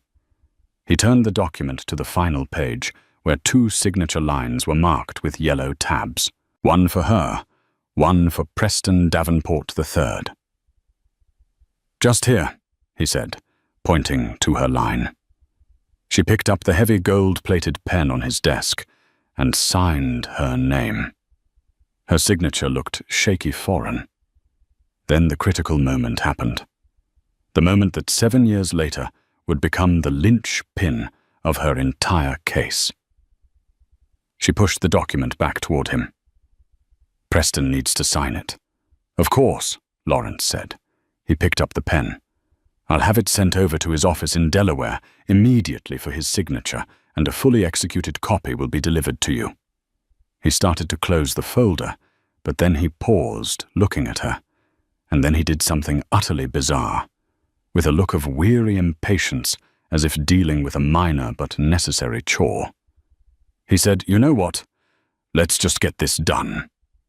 He opened the folder again, uncapped the pen, and with a swift, practiced motion, he signed the line marked Preston Davenport III. Genevieve stared, confused. "What are you doing?" That's Preston's line." Lawrence didn't even look up. He blotted the ink with a rocker blotter. "My son has given me enduring power of attorney over all his legal and financial matters. His signature, my signature, legally it's the same thing. I sign multi-million-dollar contracts on his behalf every week. This is just paperwork. It's cleaner this way.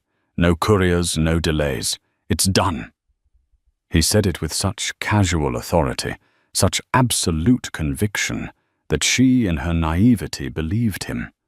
Why would this titan of industry lie about something so fundamental? He made it sound like he was signing a permission slip.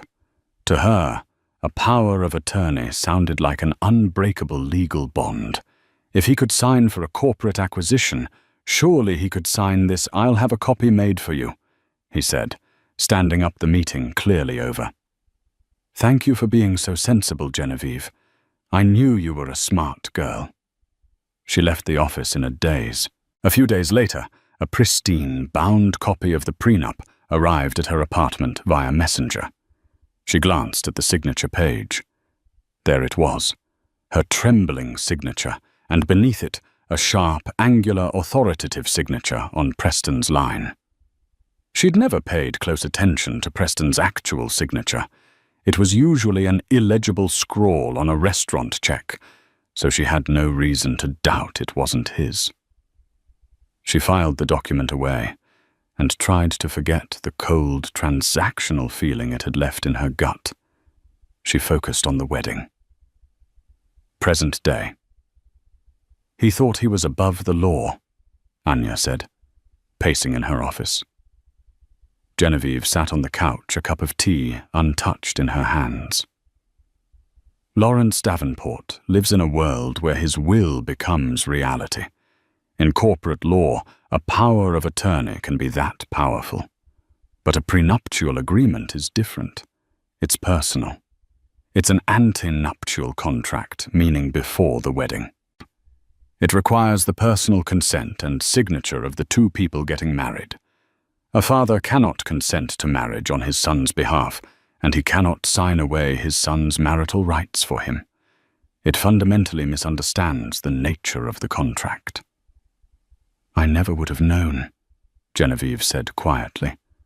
"I just accepted it.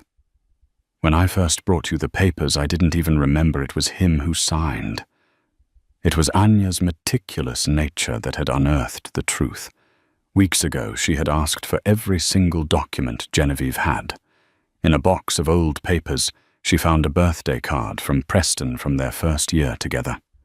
Anya had looked at the scrawled signature inside the card, then at the sharp, decisive signature on the prenup. They weren't just different. They were polar opposites. That's when she'd asked Genevieve to recount, in painstaking detail, the day she signed the prenup. And as Genevieve spoke, the memory suppressed for years came flooding back. The cold office, the father's impatience, the swift, arrogant stroke of the pen.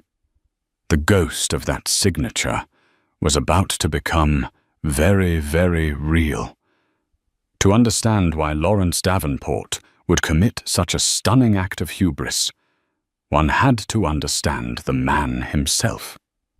Lawrence was not merely rich, he was a creator and protector of wealth on a dynastic scale. He had inherited a respectable logistics company from his father, and through decades of ruthless acquisitions and visionary gambles, had forged it into the global titan that was Davenport Industries. He moved markets with a single phone call and considered politicians to be temporary employees. His worldview was simple. The world was divided into assets and liabilities. His company, his fortune, and his family name were assets to be protected at all costs. Everything else, from business competitors to tragically his own son, was a variable to be managed. Preston Davenport III was Lawrence's greatest and most frustrating variable. He was handsome, charismatic, and possessed the family name, all valuable attributes for a public-facing heir.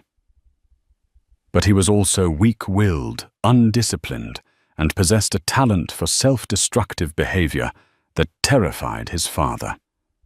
Lawrence had spent Preston's entire adult life cleaning up his messes, paying off gambling debts from illicit poker games in Macau, settling lawsuits from fender benders in his ridiculously expensive sports cars, and extricating him from entanglements with women who saw a walking, talking ATM. The final straw had come 5 years before Preston even met Genevieve. At 25, Preston, in a fit of pique after Lawrence cut his allowance, had taken a company speedboat out with some friends and, blind drunk, crashed it into a pier in Miami, causing hundreds of thousands of dollars in damage and injuring a dock worker. The scandal was immense. It was after this incident that Lawrence Davenport took a drastic, legally binding step. He didn't just want to control Preston's allowance. He wanted to control his entire financial and legal life. With a team of the best lawyers money could buy, he went to court and, citing Preston's pattern of recklessness and inability to manage his own affairs, established a limited but powerful financial conservatorship. He also had Preston sign an enduring power of attorney, giving Lawrence sweeping authority over his contracts, investments, and legal obligations. To the world, it was spun as a strategic restructuring of family assets. To Preston, it was the ultimate humiliation. He was the heir to a multi-billion-dollar empire, yet he couldn't buy a car or sign a lease without his father's signature co-signing the transaction. He was in a legal sense a highly compensated ward of the state, with his father acting as the warden. Lawrence controlled the trust that paid Preston's lavish lifestyle, and Lawrence had the legal right to sign contracts for him. This was the context in which he'd viewed the prenuptial agreement. To him, it wasn't a sacred pact between two lovers. It was a financial contract designed to protect the primary asset, the family fortune, from a potential liability, a future ex-wife. In his mind, signing on Preston's behalf was not fraud. It was efficiency. It was simply one more document in a long line of documents he was legally empowered to execute for his wayward son. It was this mindset, this absolute belief in his own authority, that had led to his fatal error. He had applied the cold logic of corporate governance to the deeply personal territory of matrimonial law. During the 48-hour recess, the Davenport machine went into overdrive. But for the first time, it wasn't attacking an external threat. It was imploding. Gregory Thorne was in a full-blown panic. He had personally assured Preston and Lawrence that the prenup was unbreachable. Now he was facing the possibility of disbarment for submitting a potentially fraudulent document to the court, a document his own clients had given him. The scene in Lawrence Davenport's office was apoplectic. "How could you be so stupid?" Lawrence roared at Thorne, his usual granite composure shattered. "You're paid millions of dollars a year to be meticulous. You didn't think to verify a signature." "You gave me the document," Thorne shouted back, his fear making him bold. "You told me it was executed. How was I to know you signed it yourself? You have power of attorney. I assumed it was a legitimate, if unusual, execution of that power." Preston, meanwhile, was a ghost. He sat on a plush leather sofa staring into space. His entire identity was built on the illusion of being a playboy prince, a master of his own destiny. That illusion had been ripped away in a public courtroom. He wasn't the powerful heir. He was a child whose father still signed his paperwork. The smirk he'd given Genevieve now seemed pathetic, a final flickering ember of a fire that had been extinguished.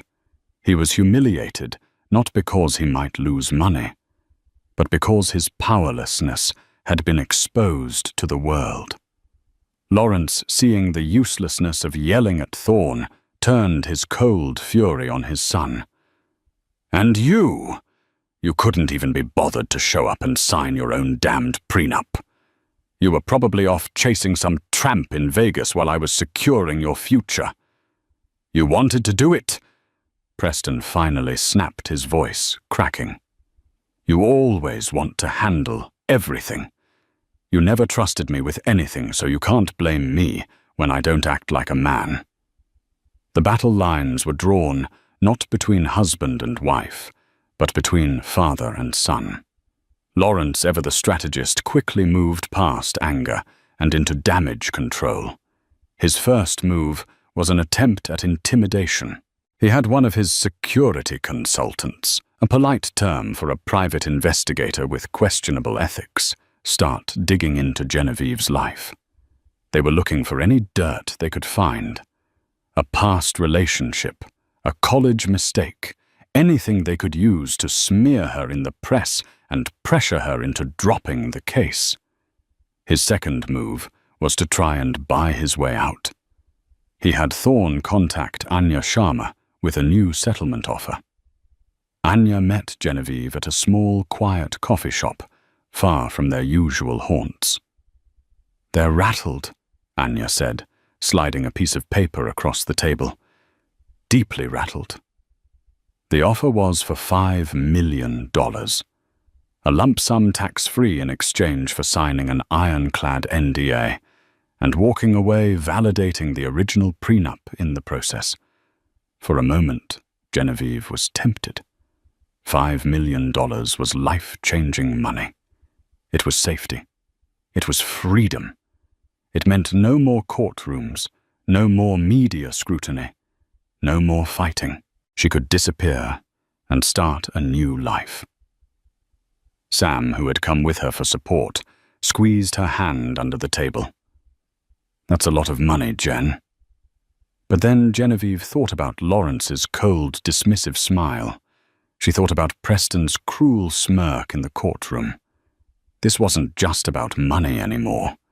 They weren't offering this out of generosity. They were offering it to cover up their wrongdoing, to purchase her silence.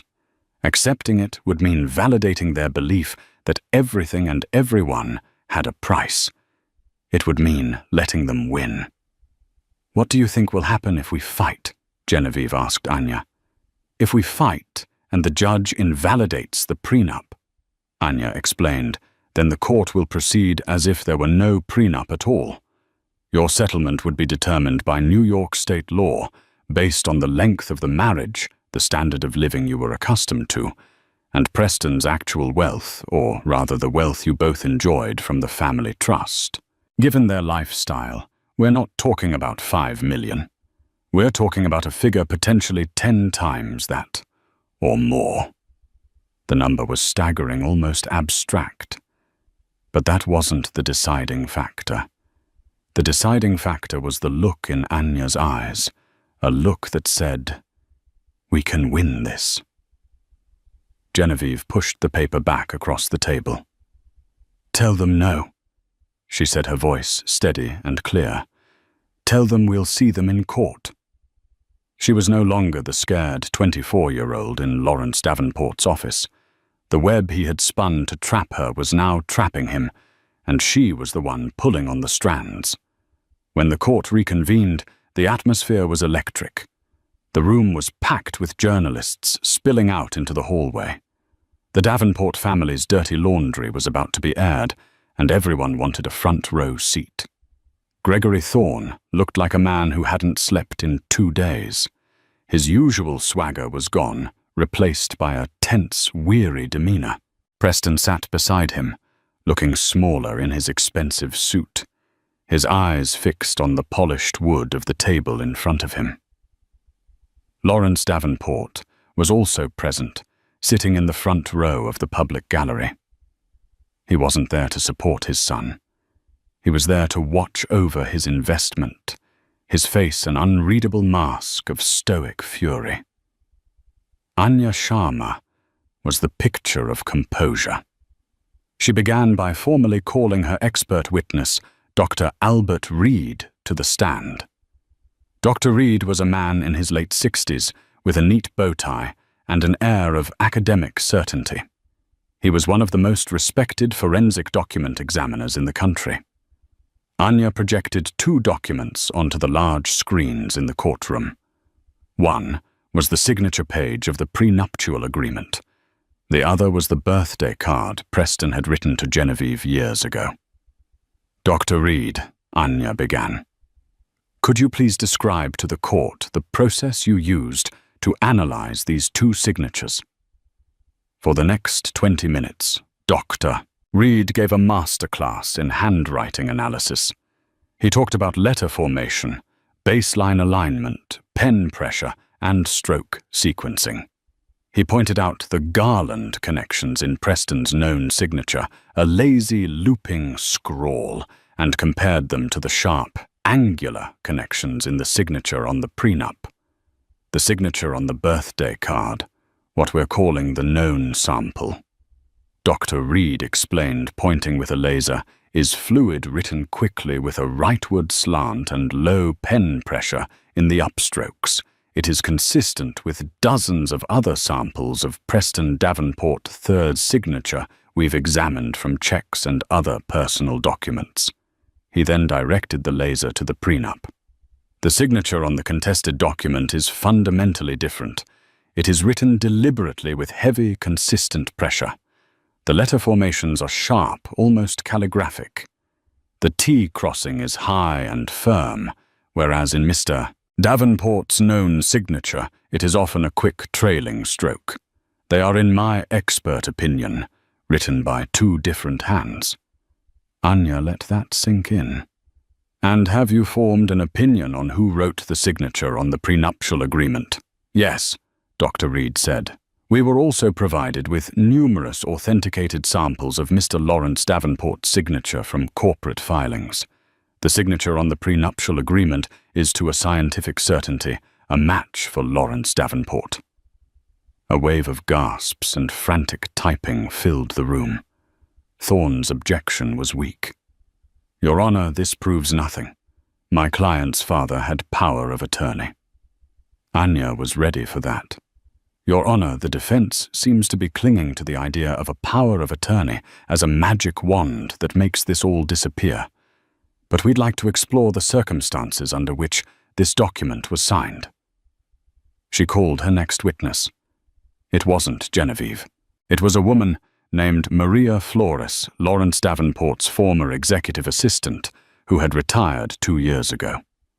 The Davenport's private investigator had missed her. Anya's had not. Miss Flores, a nervous but dignified woman in her early 70s, took the stand.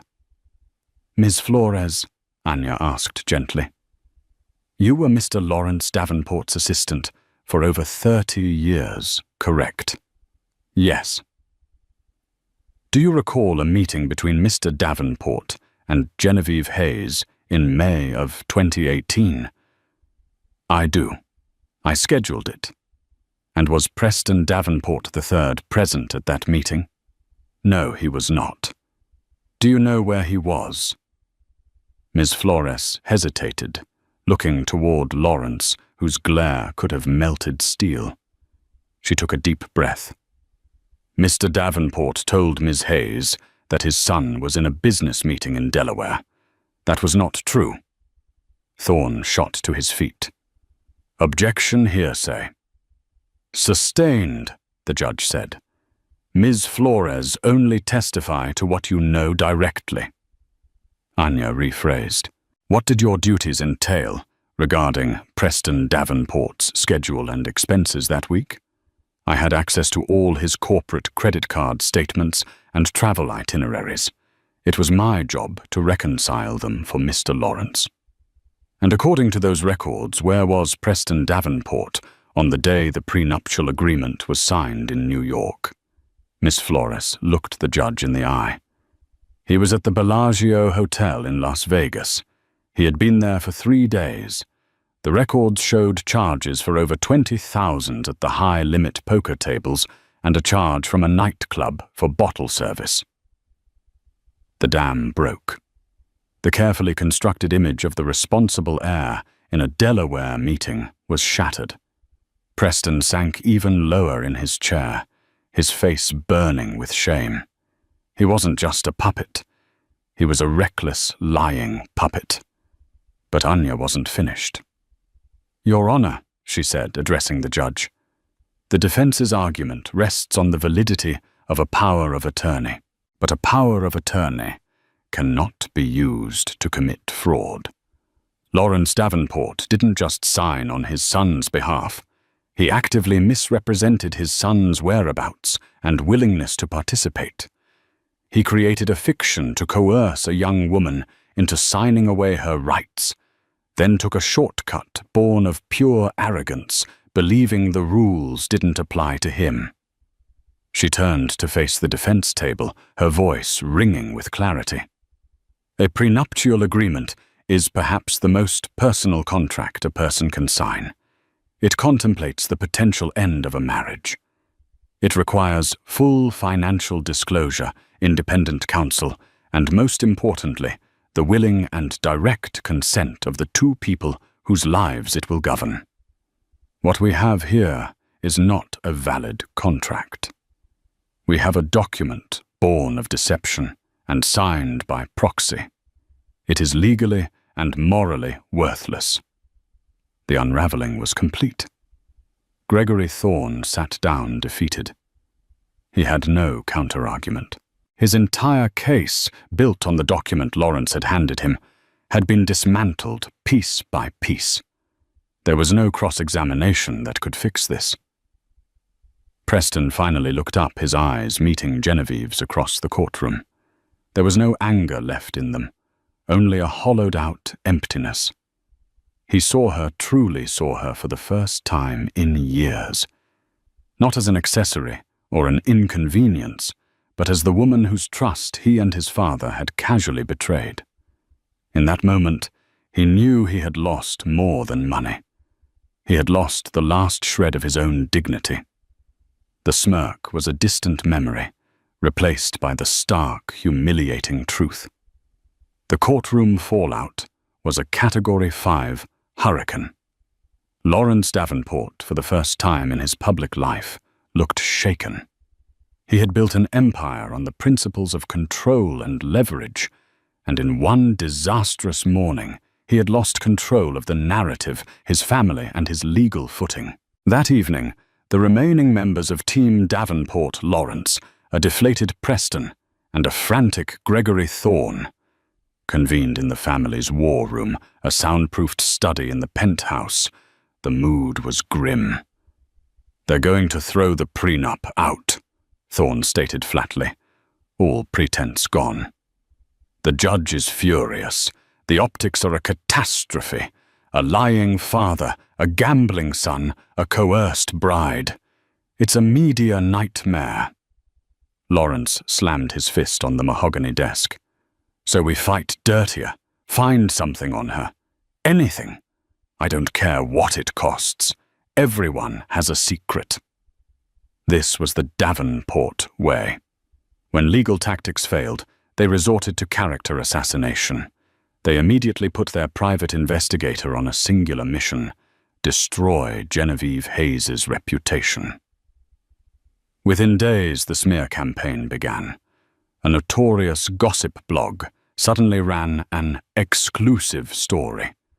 The headline screamed, "Gold Digger's Plot Exposed, Prenup Bride's Secret Past," with married art professor. The article was a vile tapestry of half-truths and outright lies, twisting a mentorship Genevieve had in college with a respected elderly professor into a sordid affair. They included photos of her, from college looking young and happy, now cast in a sinister light. Genevieve felt like she'd been physically assaulted. She woke up to her phone buzzing with notifications, her face plastered all over the internet next to libidinous headlines. Reporters were camped outside her apartment building. "It's them," she said to Sam, her voice trembling with rage. "This is what they do. They can't win honestly, so they try to ruin you." Sam wrapped her in a hug. "Don't let them get to you, Jen. Anyone who knows you knows this is garbage." But the mud was sticking. The comments online were vicious. She was a schemer, a harlot, an opportunist. The Davenports were experts at manipulating public opinion, and they were painting her as the villain in her own story. Anya Sharma, however, was unfazed. "This is a good sign," she told Genevieve over the phone. "A good sign, Anya. They're calling me a whore on the internet." "It's a sign of desperation. Genevieve, it's the last desperate act of a cornered animal. They know they've lost in court, so they're trying to win in the court of public opinion. Don't respond. Don't make a statement. We stay focused on the law." The pressure was immense. Genevieve felt herself starting to fray. The temptation of that $5 million offer came creeping back not as a prize, but as an escape hatch from the public humiliation. Then came the next move from the Davenports. It was more subtle, but far more menacing. Lawrence, through a series of shell corporations, began making inquiries about the small art gallery where Genevieve had dreamed of working again. He put pressure on the gallery's landlord, hinting that his lease might not be renewed. He had a major collector, a man who owed him a favor, pull his collection from their upcoming show. He was trying to suffocate her future, to show her that even if she won in court, his reach was long and he could make her life difficult in 1,000 different ways.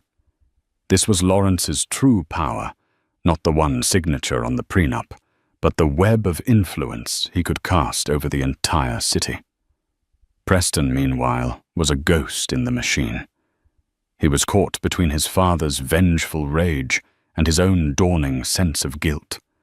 He had loved Genevieve once in his own selfish, immature way. He knew the story about her professor was a lie. He knew this scorched earth campaign was wrong.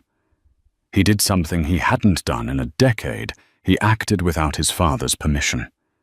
He got Genevieve's new private cell number from a mutual acquaintance and called her. She answered warily. "Hello. Jenna. It's me."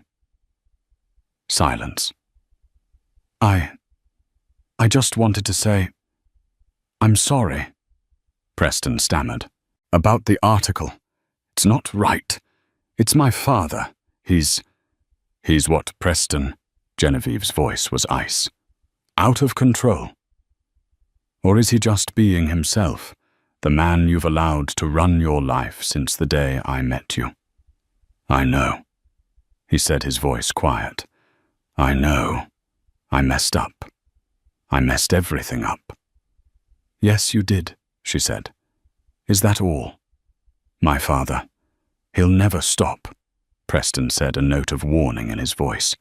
He'll drag you through hell. Maybe you should just take the money and run. For your own sake.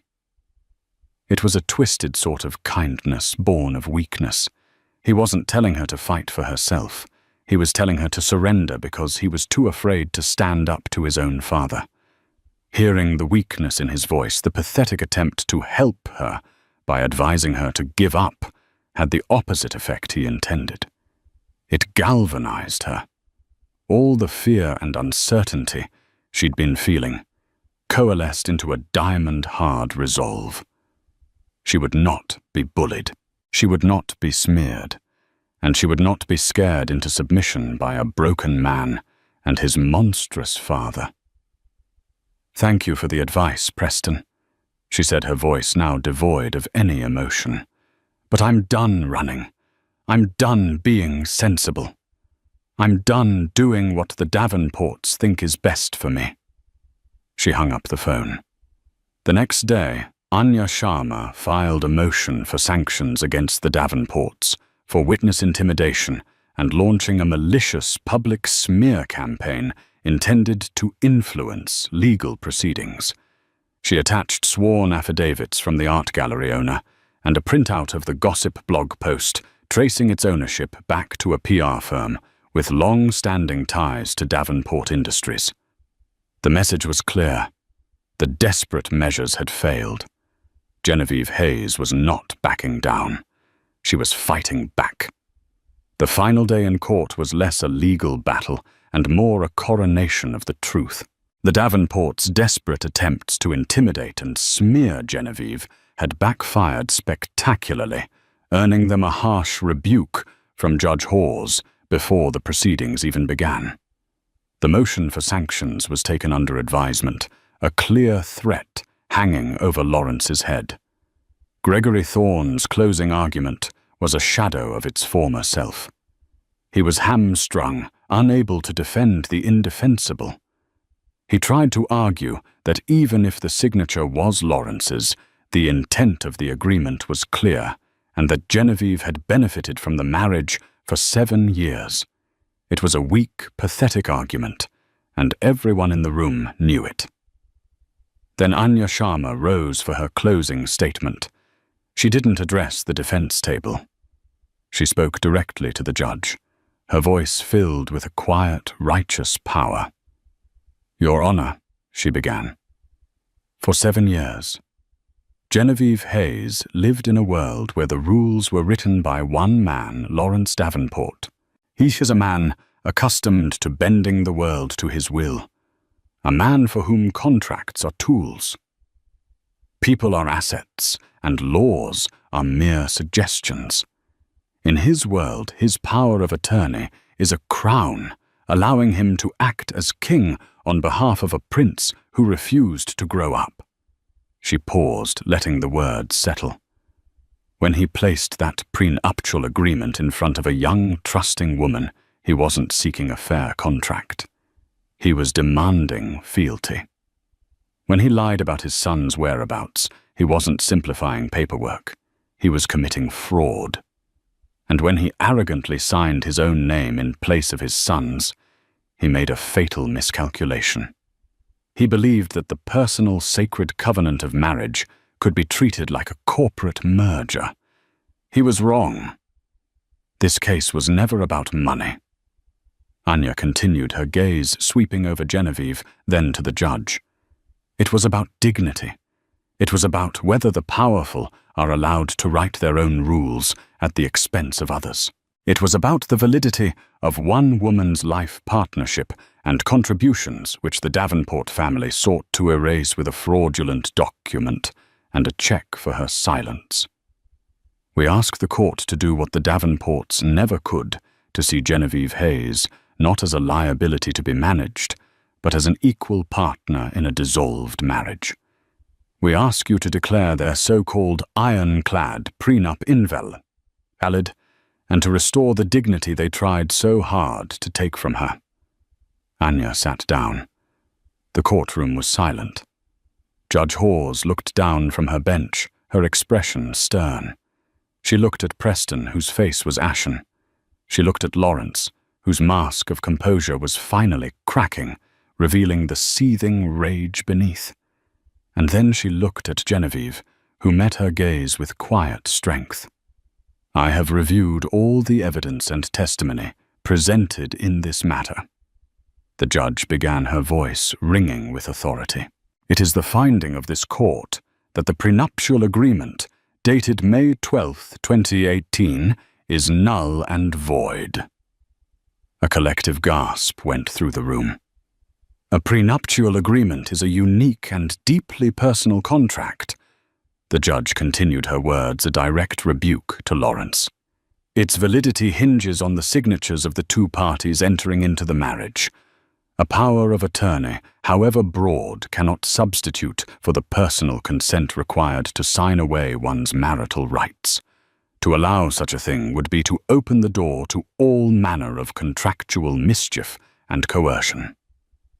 "Mr. Davenport," she said, looking directly at Lawrence, "you may be a titan in your own boardroom, but in this courtroom you are just a man. And you, sir, are bound by the same laws as everyone else." She then turned to Preston. "And you, Mr. Davenport, a man of your age, and means should be ashamed. Ashamed to have your father fighting your battles, cleaning up your messes and signing your name. Your dereliction of personal responsibility is the primary reason we are all here today." Preston flinched as if he'd been slapped. "The prenuptial agreement is set aside," Judge Hawes declared, her voice final. "This court will proceed with the division of marital assets under the standard equitable distribution laws of the state of New York. A forensic accounting of the marital estate is hereby ordered. This hearing is adjourned." She banged the gavel, and it was over. The aftermath was swift. The media exploded with the story of the invalidated prenup. The Davenport name was dragged through the mud, not by Genevieve, but by their own hubris. Lawrence was humbled in a way no corporate rival had ever managed. His relationship with Preston was shattered beyond repair. Preston, stripped of his father's protection and his own illusions, was forced to confront the empty shell he had become. The court-ordered accounting revealed the true staggering extent of the wealth he had taken for granted. In the end, the settlement awarded to Genevieve was astronomical, a figure that ensured she would be independent for the rest of her life. But as Genevieve walked out of the courthouse past the flashing cameras, the victory didn't feel like a financial windfall. It felt like breathing after being held underwater for 7 years. She hadn't just won a court case. She had won back her name, her story, and her future. The money was just a tool. The freedom was the prize. She was no longer Genevieve Davenport, the society wife. She was Genevieve Hayes, the woman who had faced down an empire and won. In a world that often seems tilted in favor of the rich and powerful, Genevieve Hayes's story is a powerful reminder that sometimes the truth is the great equalizer. It wasn't an army of lawyers or a hidden fortune that won her battle. It was a single, undeniable fact that she had the courage to bring into the light. Her journey from a gilded cage to a hard-won freedom shows that resilience and integrity can be more formidable than any dynasty. It's a testament to the idea that no one is above the law, and that fighting for your own dignity is always a battle worth waging. If this story of resilience, justice, and the ultimate triumph of truth captivated you, please let us know by hitting that like button. Share this video with someone who needs a reminder that courage can change everything. And for more incredible real-life stories like this, make sure you subscribe to our channel and ring that notification bell so you never miss an update. Thank you for watching.